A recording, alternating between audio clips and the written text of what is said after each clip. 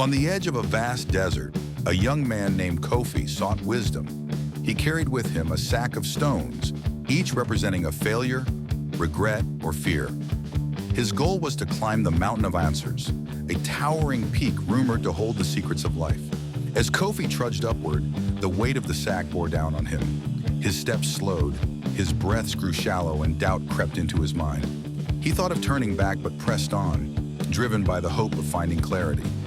Halfway up the mountain, Kofi encountered an elderly sage sitting calmly on a rock. In his hands, the sage held a single feather. "What brings you here with such a heavy burden?" the sage asked, gesturing to Kofi's sack.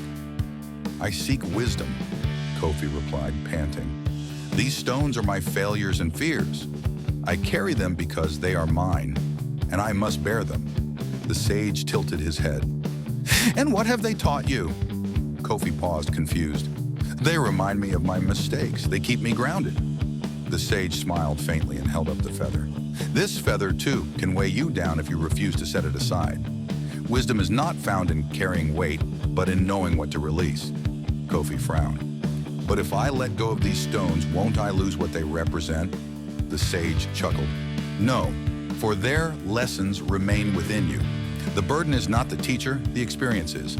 To carry them forever is to deny yourself the freedom to grow." With that, the sage rose and continued up the mountain, his feather floating gently in the wind.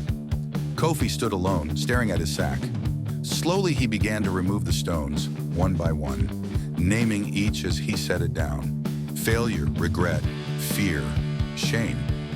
As the last stone fell, Kofi felt lighter than he